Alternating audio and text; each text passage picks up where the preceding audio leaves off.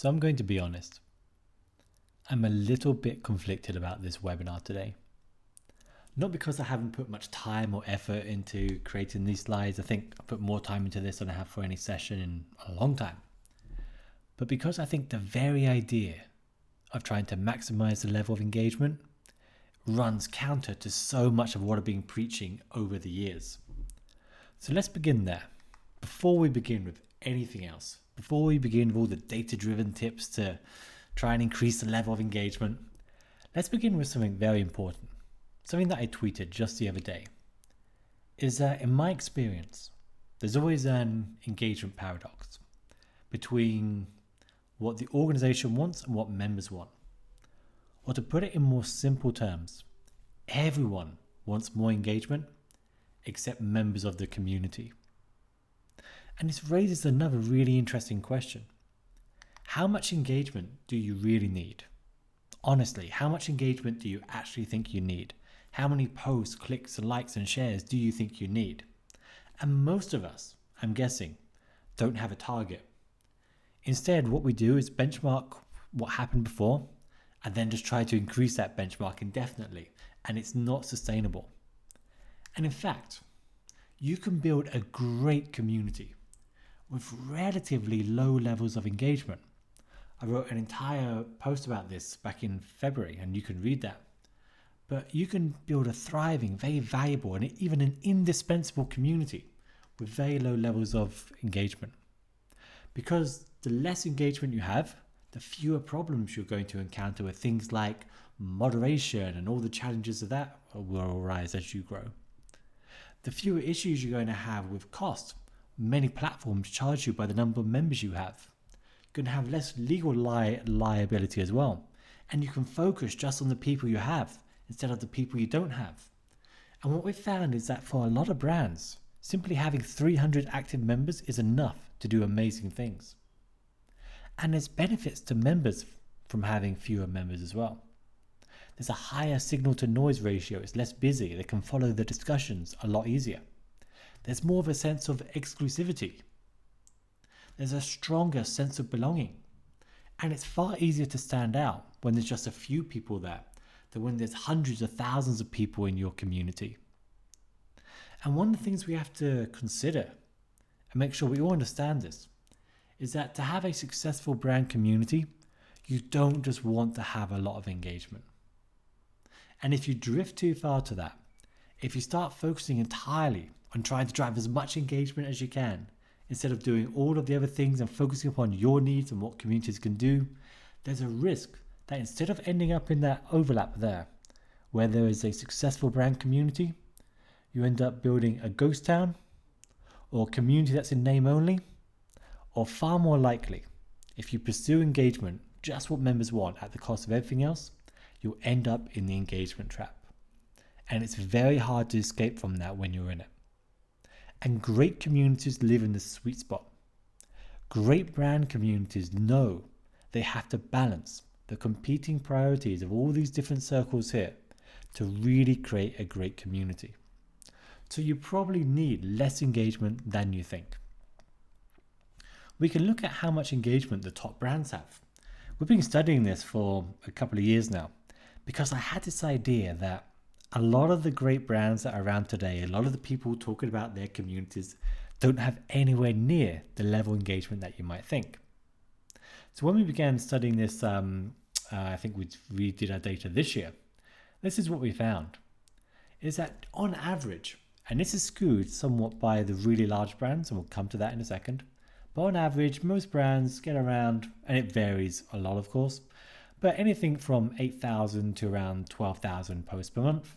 And the number of active members they have tends to hover somewhere between 5,500 up to around 4,500. But there's a lot of variability in that. In fact, when we start breaking this down into different brands, and here's an example of a small segment of our data, you can see it's all over the place. But what you probably also see is that there are certain tiers here. One, you have the mega communities, what we call the tier 1 communities. These are organizations like EA Games with all their hundreds of thousands of communities, and it's Fitbit as well with, the huge online community they have. And then you have the tier 2 brands, those sub 5,000 active members a month. And then you have the tier 3. And there's nothing wrong with being tier 1, tier 2, or tier 3. But it's important you figure out which benchmark you're in before we even begin to consider how much engagement you actually need. This is a good guide that tells you what's realistic. You have to figure out what tier you're in before you try and maximize the level of engagement. So figure out what benchmark, what makes sense to you. And perhaps the easiest way of doing this is looking at search traffic for your brand name. It's not the most precise way of doing this, but we began looking at this a while back because I felt a lot of communities have a very high level of participation, but relative to their search traffic, relative to the number of people that we would predict are asking problems and need help and would need a community, they might be overperforming or underperforming. And when we compared this, the data was fascinating. Take a second just to look at this. We can see the number of active users on the bottom, the number of average Google searches for the term on the vertical axis. And there's a pretty strong relationship. It definitely fans out over a period of time, but there is a pretty strong relationship here. And what we can see, whether you're into statistics or not, is that search traffic alone, the number of people searching and that need help, typically explains around 45% of the variability, which means around 45% of the activity in your community is something you can't influence. And that leaves the other 55%. So this gives you a rough range to aim for, whether you're tier 1, tier 2, or tier 3, by knowing how much search traffic, knowing how many people are searching for your brand at the moment. And you can use a tool like SEMrush to calculate that. You can start to get a good idea of what is a reasonable benchmark for you. Because if you're measured by the level of engagement, you should know there are some things you can control and some things that you probably can't control. For most people working in the community space, you usually get involved when people will land on your community for the first time, and you don't always have that much control over how many people find it. You might not have that much control over how many customers you have. And you probably don't have that much control over how many problems they need to resolve. And for many of us, that is the biggest driver of how much engagement that we can expect. However, having said that, we know that engagement is often how we're measured. So while there's a limit to how much engagement you can generate at the moment, you could always generate more is what we've found. You can always generate more engagement. Up to a certain level, you can always generate more. But the real question is, do you want to? Do you want more engagement? Knowing the problems, knowing the diminishing level of influence you're going to have, do you actually want more engagement? So let's move on to how to do it. Because I think most of us aren't using anywhere near all of the tools and the assets and the capabilities we have to drive more engagement if that's what we want to do. Many years ago, I read this great book by Jay Abraham here. It's called Getting Everything You Can Out of All You've Got. It has absolutely nothing to do with communities, but the philosophy of using all of the tools and the resources and everything we have to achieve a goal is something we need to internalize here. So what I'm going to do on the rest of this session is take you through this process. Beginning with the fundamentals, the very basics, in how we can drive more engagement in our community. And trust me, the solutions and the things I'm going to share probably aren't the things that you most expect. So let's begin with part 1, the fundamentals. There are core fundamentals inherent in every community that will define how much engagement you can possibly gain within that group. And what's tragic is that too often we jump to big, expensive and risky changes instead of simply doing the basics better. So as we said, there are certain fundamentals in place that have a big impact on the level of engagement. Things like the total size of your audience and how many of them that you can reach and how many questions they have. These are the fundamental things that determine how much engagement you can possibly have within your community. And for most of us, while changing these fundamentals in some way can really help, they can be game changing, it's probably not going to happen. Most of the time, we don't have the permission to do these kinds of things. But that doesn't mean we can't change them into a certain level. The biggest win is often expanding or narrowing the scope of the community. I talked about this last year in one of my talks at CMX. And the core principle is this, is that most people, they mentally associate a community with a fixed amount of value in their lives. And if you can change that, if you can change the perception of value of your community, you can drive far more participation. So if you want people to visit more often, you have to satisfy more of their needs. So just take a typical customer support community today. Most people, when they visit, there's a software problem or a product issue and they need help. And they visit the community, and when they get an answer, they leave and they never come back. And I've had so many people take our training courses and so many clients over the years just trying to figure out a way to change that. Maybe if we give them a super duper answer, they'll come back more often. Or maybe if we tempt them with some points or rewards or a quick badge, they'll come back more often. But it rarely works because they're not changing the fundamentals. If you want people to return more often, you have to solve more of their problems within that community. So for sure, there might be another product issue that they have, and you can wait each time for a product issue, or you can try and satisfy problems that are likely to come more often. For example, these people also have careers, and they might have career problems as well that they need help with. For many software-based online communities, you're not just dealing with a person with a product issue. These people often share similar careers and jobs and can exchange advice there as well. Or at the extreme end, they might even have lifestyle questions. They might build an identity around this. They might have an off-topic issue entirely and want help with that from people that they trust. So when you satisfy more of your members' needs, people will come back and visit your community more often. But if you want people to participate, you have to satisfy more of their desires. If you want people to participate more, you have to satisfy more of their desires. Again, if you want people to stick around for longer, satisfy the desires of your members. So it's one thing to have a software problem and need help, but why do they want to resolve that issue?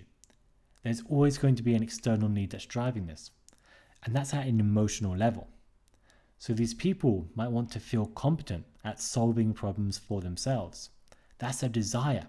And if they start to feel smarter at doing that, they're going to stick around for longer. Or they might want to feel a part of a group who are excellent at solving these kinds of issues. This is when the community, or at least answering questions in that community, becomes a part of their identity. Most super user programs, most MVP programs fit into this top left box here. People have developed an identity around these kind of things, and all of the rewards and benefits should be fitted around that kind of benefit. But then we can also look at the career side. They might have an immediate career problem and need help, but the external desire might be that they want to feel respected within their company and earn a promotion.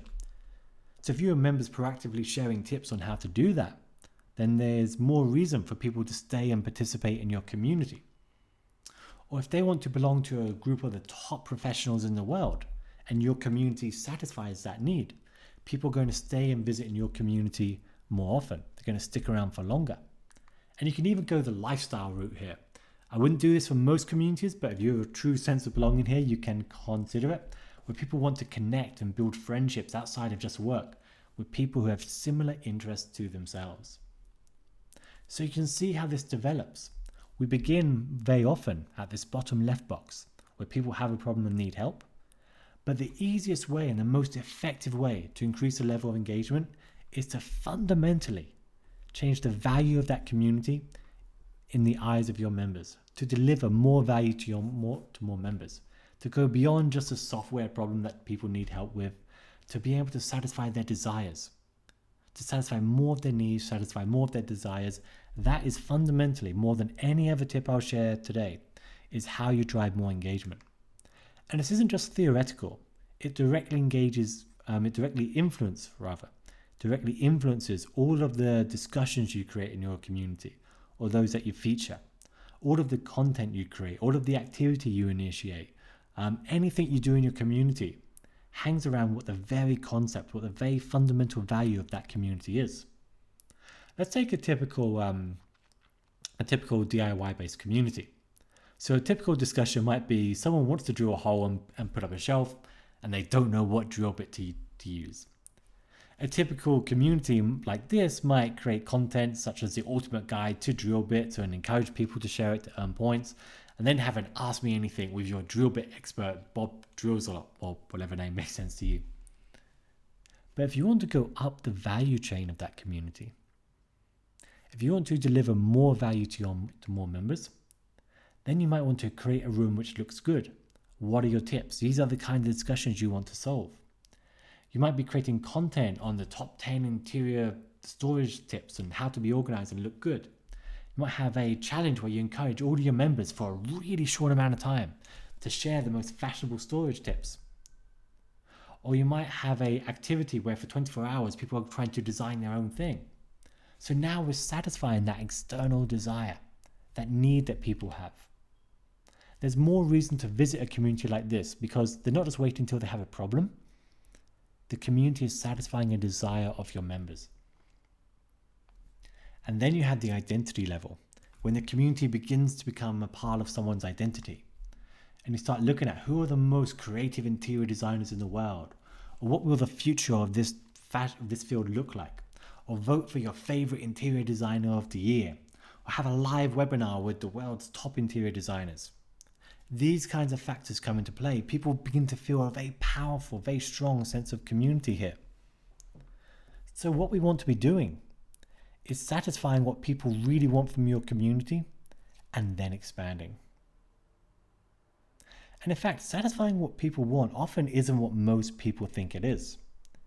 I think one of the challenging things about developing a community is that we have these preconceived ideas that it should be a place where everyone feels a strong sense of belonging, where everyone gets to build friendships and relationships.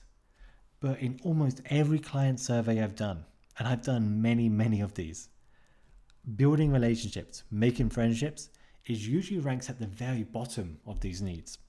And this isn't just me. When there's data in the academic space as well, it always says something like this, which is when you look at the reason for participating in a community, information exchange or some variation of it, of getting help to solve problems that you have, always comes top.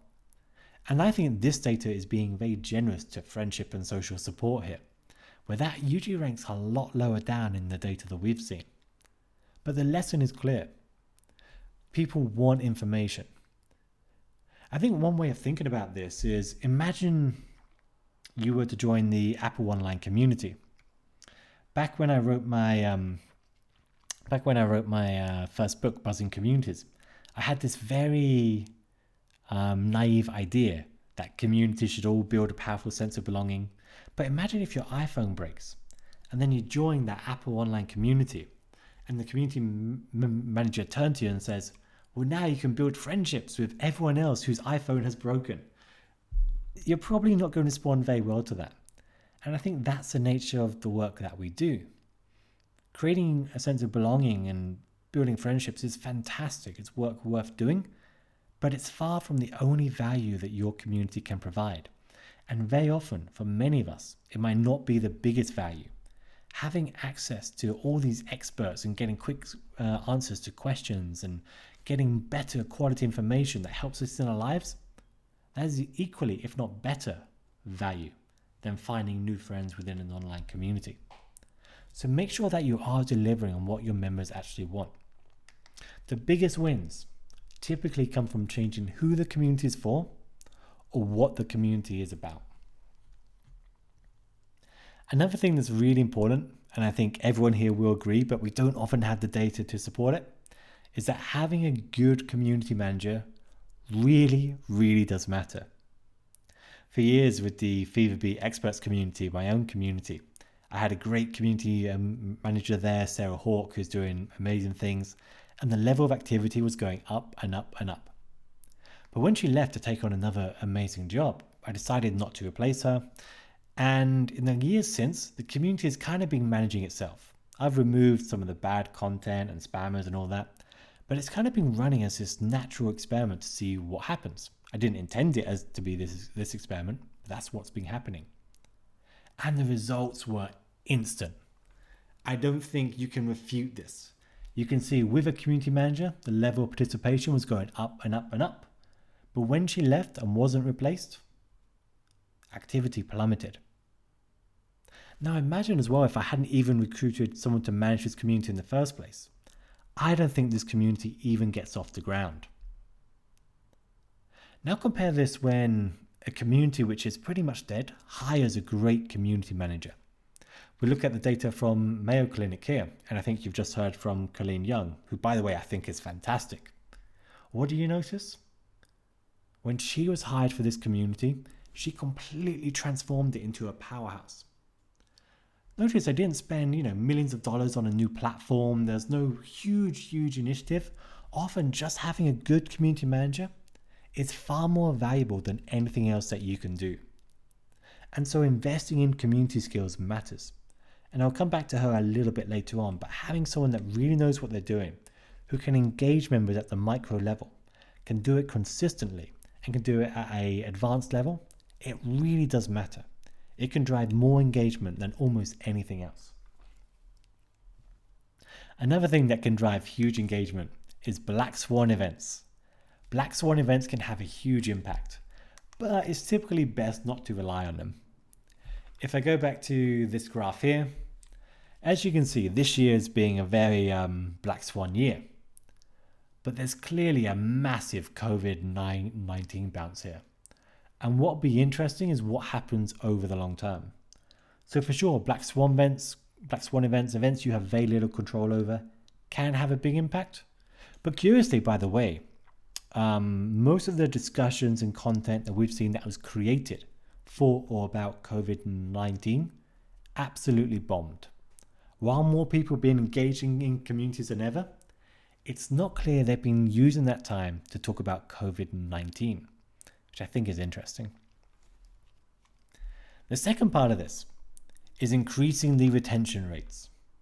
If we want more people to be participating in our community, we can't just be driving more people to it. We have to get a heck of a lot better at increasing retention rates. Because right now, most communities have horrific retention rates. People don't tend to stick around at all. And luckily, you can improve that. It's not easy, but you can improve it. One great thing about your community growing is that the retention rate does tend to naturally increase as you grow over time. We pulled a sample of online communities to look at this, and they tended to fall into two buckets actually. And so the data was really interesting. What we noticed is that over time, the level of members that are staying retained within that community does tend to increase. I mean, data is variable quite significantly, but especially in the early stages, from getting from a member who's made their first post to a second post, the bigger you tend to grow, the higher the retention rate typically tends to be. But here we're only talking about a difference from say around 27% up to around 45%, but it does matter. The biggest increase here is for the newcomers. So beyond just growing bigger, what else can we do to get members to stick around for longer? I want to go through the basics, and some of these things might sound a little bit below your level, but if you can do the basics really well, I found that you will consistently drive more engagement. So let's do one of the really basic things. Make sure every single question gets a response. I'm tired of visiting communities or prospective clients where they tell me that their community isn't as successful as they want it to be.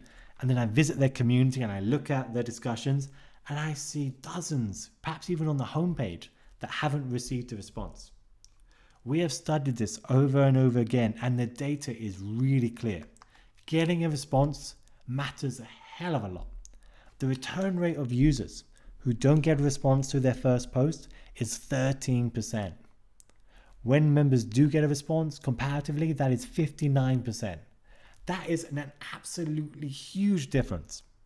So I believe if you cannot respond to people that are asking questions in your community, If you can't get other members to respond, then you need to stop everything else you're doing, any other activity that you're working on, and make sure that your members get a response. But just getting response isn't the most critical thing. The speed of response also matters quite a lot as well. We began looking at the time to first response to someone's post and the percentage of members that would then make a second post. What do you notice about this graph here? It's kind of stunning, isn't it? What you notice is that this begins really high. If you respond within about 2 hours, the response rate tends to be around 58%. Or sorry, the return rate, second post rate tends to be around 58%. What do you notice after that? Well, then you've got this little kind of line here that hovers around the 55% mark. Sorry, the 58 to 55% mark. And after 18 hours, it begins to drop fast. So what I would say is within 2 hours is fantastic. But if you can get that to within 18 hours at least, that's the standard you should be at. Because after 18 hours, it begins to drop fast. After 3 days, the chance of someone participating again drops to 48%. After a week, it drops to around 41%. After 2 weeks, it settles around 36%, 35%, and doesn't vary too much after that. So getting a quick response really matters. And finding out a way to give members a quick response, figuring out who's new, is something we'll come to in a second. Next, the quality of response is critical. We spend so much time creating new items of content or events and activities instead of focusing on some of the things that really matter. It's hard to judge the quality of response, but one of the things we did look at was accepted solutions. This isn't a feature of every platform, but very often if someone asks a question and they receive a response, you can mark that answer as a best answer or an accepted solution. And what we found is that accepted solutions do tend to sort of matter in really interesting ways. So questions that have if a member posts a question and then they receive an accepted solution, there's an 88% chance that they will participate again. But that drops to 40% without. So the reason why I'm saying it sort of matters is that I don't think that simply ticking a question as an accepted solution is the key thing here. I think what this represents is the quality of response. When you get a quality response, you're more likely to participate again. So this raises another question. What can you do about this? What can you do to get a higher quality of response? Is it your responsibility or is it the responsibility of someone else? So here's a couple of steps. One is begin with a benchmark.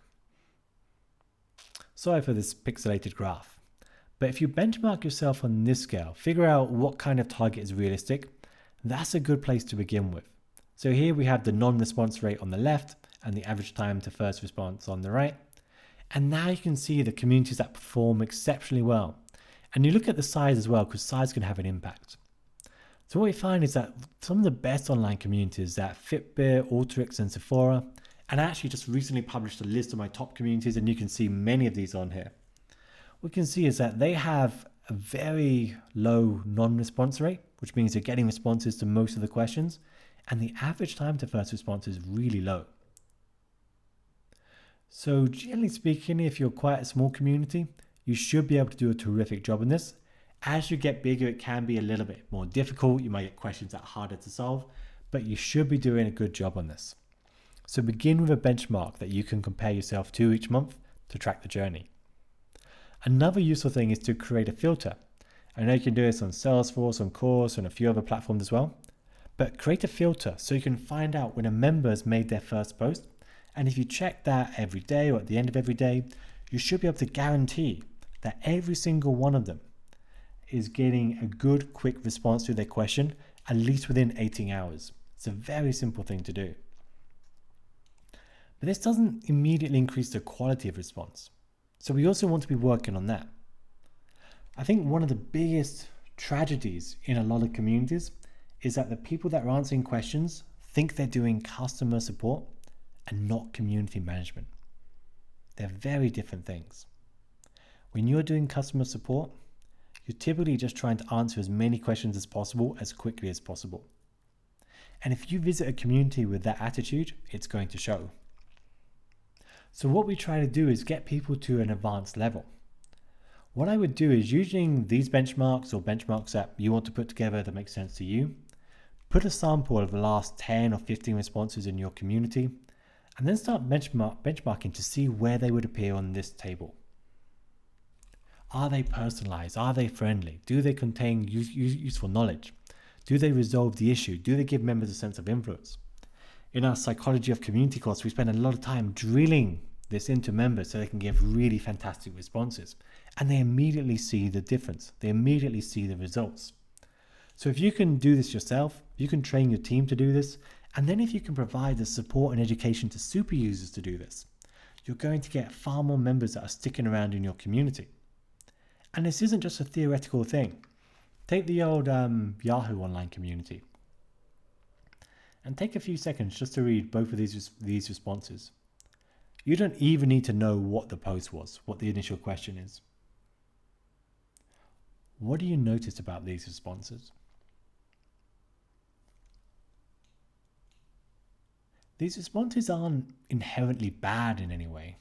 They do give information, probably the correct information. But do they make the recipient, the person that posted that question in the first place, feel any better about themselves? I don't think they do. They probably make the member feel a little bit dumb. They miss this amazing opportunity to build and show greater empathy, to build a stronger relationship, to build this bridge of understanding, to get that member more engaged and to feel better about the brand.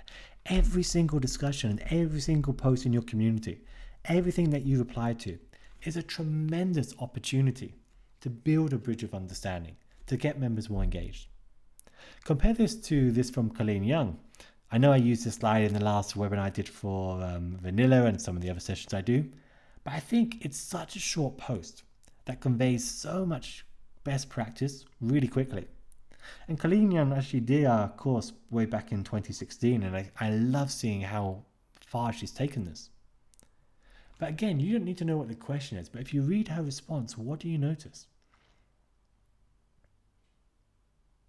What you should notice is that it's immediately personalized. There's an app mentioned right at the beginning. Second, she has identified it's the member's first contribution. She has made a specific reference to the question. She has tagged in other people to respond. How does she even know who to tag in? Does she know the experts on every topic? There has to be a system at the back end to make this work. She's shared a link to useful information as well, and she's asked for a second post. Compare that with Yahoo again. What do we see here?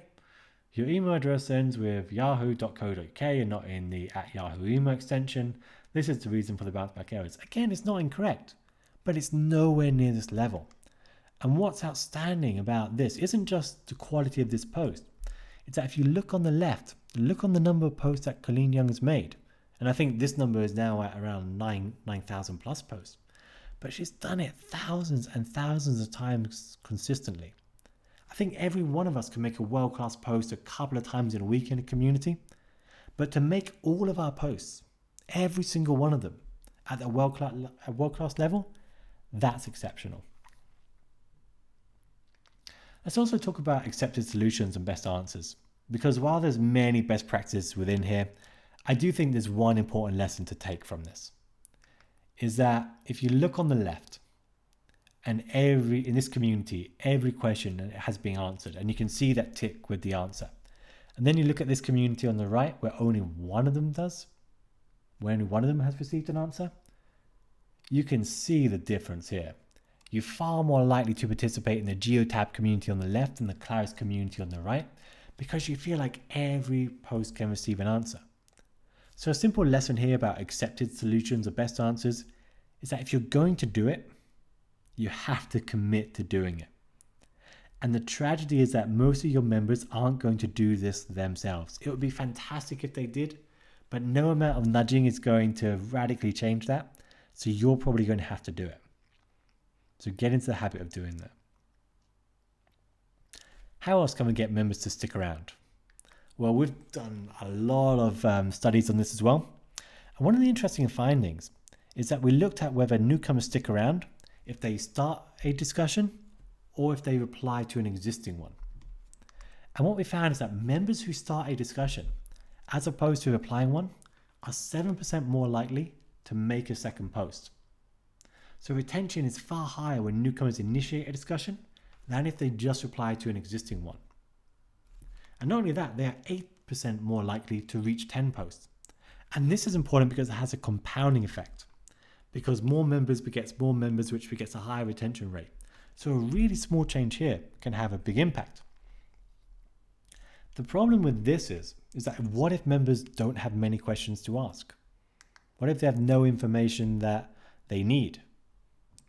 Well, the common approach to that is to have the introduction thread. I'm sure you can find hundreds of communities that have these. And for a long time, I felt these were terrible, would be the nice way of putting it. But what I found over the years is the data just doesn't support what I thought. I used to think that you would have these long introduce yourself threads and people wouldn't read them and they weren't engaging for members to participate in. But this is one of those amazing times where data has changed my mind. What we found is that members who replied to a non-welcome discussion as their first contribution created an average of 2 discussions and posted an average of 9 comments. Members who did reply to a welcome discussion created an average of 8 discussions and posted 149 comments. That is an absolutely outstanding difference. Now, sure, you might not be able to disentangle cause and effect with this, and maybe there's something unique attributes about these members, but I think the data is pretty clear. What this means, I think, is that onboarding material should guide newcomers to do one of 2 things. One is to start a discussion, or 2, reply to a welcome discussion. I wouldn't try and get members to reply to any discussion. I would focus first on starting a discussion or replying to a welcome discussion. These are the 2 things we've seen have the biggest impact. Part 3 is to get better at stimulating activity. These are the things that we are responsible for. One of the things we found when it comes to starting a discussion, if you're doing it, if your super user are doing it, or if your members are doing it, is that it's far better to ask a question than make a statement. This should sound really obvious, I'm sure. If you want an answer, ask a question. And the data definitely supports this up. So we looked at the response rates of this, and it's really hard to tell what is a question, what isn't. So in the end, we boiled it down to a question mark. Does the subject title contain a question mark or not? And the data was fairly clear. It's far better to ask a question than to make a statement. If you make a statement, people begin treating your community as a notice board. And that's never a good idea. People tend to ignore notice boards. But this isn't the only thing we looked at. We also began looking at the subject title length. And we found that the subject title length actually has an impact, a surprisingly large impact. But the length of the post itself surprisingly didn't. So what we see on the left is that there are these 2 really interesting peaks that show the title length and then the average number of replies. And the peaks seem to be around 80 characters. At least initially, 80 characters seemed to be the right length of a title. But then that dipped a little bit and then it rose a lot towards the end as well. So it seems to be there's a medium length and then there's a super long length. But it's when there's too short or when it's caught in the middle, those kind of posts get fewer discussions. So if you're creating discussions in your community, 80 characters or 300 plus is a pretty good target to aim for. I would generally recommend the 80 character level as a subject line. I think it conveys enough information without having to be too long. So I think that really helps. We also looked at the length of the entire post. What we generally found too is that it didn't have much of an impact at all. There's kind of a slight change, but the only change is that towards the end the data begins to veer off up again. But honestly, the data set was so limited there, I wouldn't rely on it. So generally, it doesn't really matter how long the post length is. It's possible super long discussions might get more responses, but I really wouldn't dwell too much upon that. Next, We looked at, does it matter if a staff member or a member of a community starts a discussion? This is important not only when you're starting a community from scratch, but also just generally. Should you be initiating discussions or should your members do it? So we looked at data from this. This was harder because we weren't always sure who was a staff member and who wasn't. So we just looked at a couple of different communities and we found it's hard to tell. So whilst on the eBay community, there was a big impact. On the EA Games one, moderators were slightly higher. We didn't find non-moderators ever to have a higher impact, which was interesting. But yeah, probably doesn't matter too much. Maybe moderators in certain situations is better, but I don't think it's something you have to be worried about. So if you need to initiate the discussions yourself, that's perfectly fine. We also looked at off-topic discussions. This was a nightmare to study. Trying to see if off-topic discussions are more active than on-topic. Very often they were private. Very often the boundary between on-topic and off-topic was confused. So we just tried to find one example that we could rely upon with a lot of data. And we looked at the Upwork online community because they had a specific section just for off-topic discussions. And generally, yes, off-topic discussions do tend to drive a high amount of activity, but just be a little bit careful here because they can easily drive members away as well. You can overwhelm members with the volume of activity. So if you're going to do it, at least have a separate place to do it within your community. Then we began looking at the content side of things and what kinds of discussions people find most valuable over the long term. Not just where most people engage, but where do they find the most value? So again, we looked at different kinds of discussions. So first we looked at how often different question words appear in the subject line. The things like which, when, where, why, how, and what. And trying to see how frequently people were asking these kinds of questions. And the data was pretty clear. If you put what in the question, or if it's that kind of question, the number of replies seems to be a lot higher. And I think that's because what is often asking for someone's opinion. And anyone can give an opinion. You don't need a lot of expertise to give an opinion. But then we began looking at how many or how frequently these questions actually appeared in the subject line themselves, and how appeared a lot more frequently. And I think what's interesting here is that what most members want is how. They want to know how to do things, but what gets the most replies is what to do. I think opinions get more replies than facts because facts are a lot scarcer. But I think if you want to deliver most value to your members, perhaps instead of just doing the things that are going to get the most activity, but to get most value over the long term, then these how questions, answering them, finding people that can answer these kind of questions, that's going to be the best approach. Okay, part 4. I couldn't think of a good title for this, but let's just call it the more advanced stuff. I think there's some things that you should be doing quite frequently that most people aren't. One of them is doing a regular audit of your most popular content in the community. I was looking at this journal article here, which looked at the helpfulness of member engagement based upon specific factors of the content and discussions that were being created, and how they drew these really practical lessons from that. And almost any community can do the same thing. One of the things to think about are the landing pages. I think very often we don't spend enough time thinking about how we get most people to visit that community in the first place, and that's a tragedy. Because when we begin looking at this, and we use Google Analytics if you want the most simple way of doing it, we find the biggest landing pages for your community, search for just those that are discussion posts, and the data is really interesting. This isn't uncommon, where just 21 discussions account for 75% of all the traffic in the community. Just 21 discussions. Now, most of them alone are just 2% or 1% or 3%, but these 21 discussions account for 75% of all inbound traffic. And if you're managing this community and you have a data point like this, what should you be thinking? What you're hopefully thinking is, we need to create more discussions like this, We need to figure out which topics come up most in these 21 discussions and create more content and discussions and events and activities around these discussions.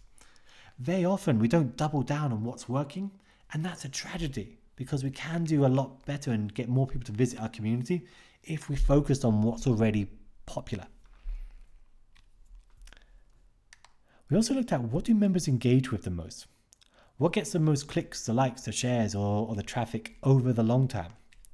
I think there's always a danger on focusing on quick wins instead of over the long term. A couple of years ago, I remember having a big debate with the client about whether we should do this big VIP activity or whether we should spend more time on product resources and things like that. And I always felt that big VIP activities can generate a lot of activity, but it tends to be a spike and it tends to be quite a short-term thing. Luckily, we collected the data on this. And what you'll see really clearly here is that there's a massive spike with that VIP webinar that we did here. It got almost 10 times the level of traffic. And I remember the client thinking that they were right about this, that they did something, it got 10 times as much traffic as a product resource. That was a win for them. But is it most popular? Is the space under the blue line bigger than the space under the red line? When we look at the cumulative traffic, the number of people who are engaging with this over the long term, it becomes pretty clear that sure, the VIP resource did get an instant amount of traffic, but that was it. It didn't generate more past that. And the product resource kept on getting more and more and more and more. Oh, okay, it took over a year, but it surpassed the VIP AMA we did. And I think this is really important because if you create just a dozen useful resources, this line is going to be 12 times higher.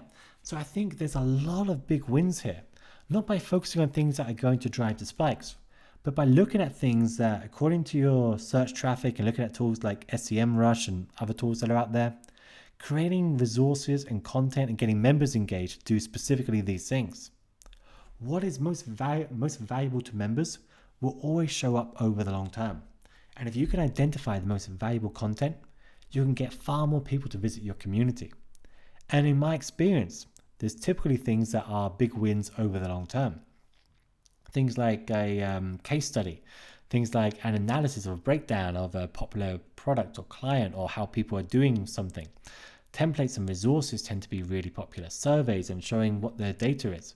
All these things tend to be very popular. Interviews can be, but I think they're generally overused. And I think with the number of podcasts at the moment, I wouldn't recommend it at this point. So one of the things to think about is to measure time versus outcome. How much time does it take you to create a content resource, even getting members engaged and sharing their best tips and advice? And what is the outcome over the long term?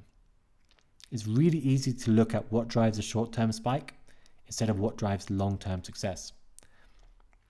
And double down on areas that are most popular within that community.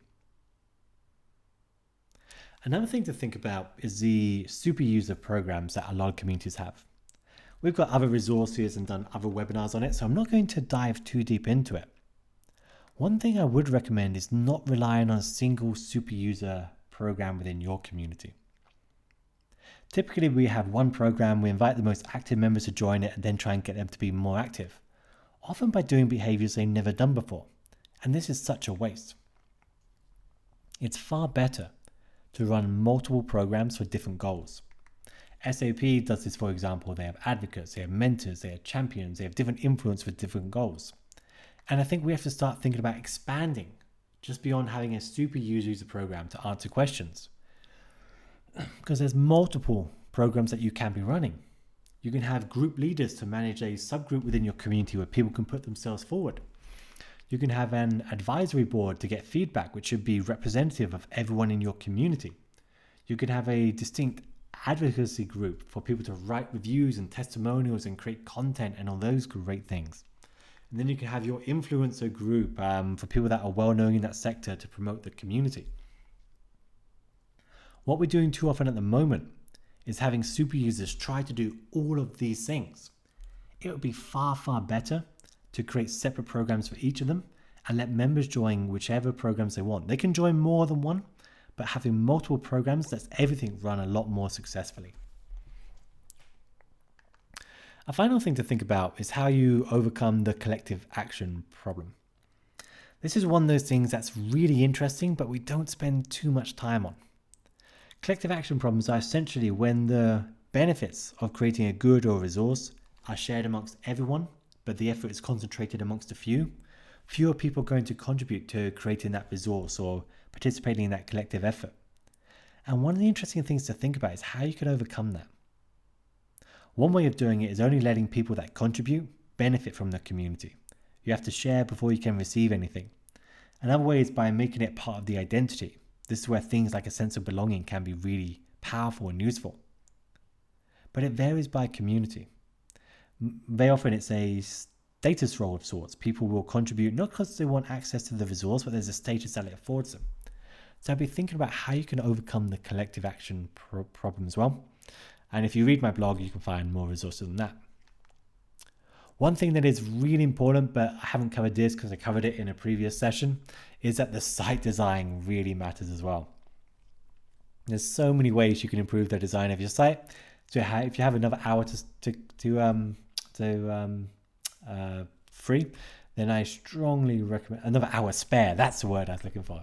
If you have another hour spare, then I strongly recommend you watch this session as well at FeverBee.com/community experience. Okay, that's a lot of different tips and advice. Hopefully you found it quite useful. I really do hope you found it useful because there's so many times we start doing all these drastic changes when we don't need to. Just by improving the basics, we can have incredible results. And I think if all of us double down on doing the basics well, we'd get far more engagement within our communities. But go through the levels. Begin with the fundamentals, increase the retention rate, get better at driving activity, and then do the advanced stuff.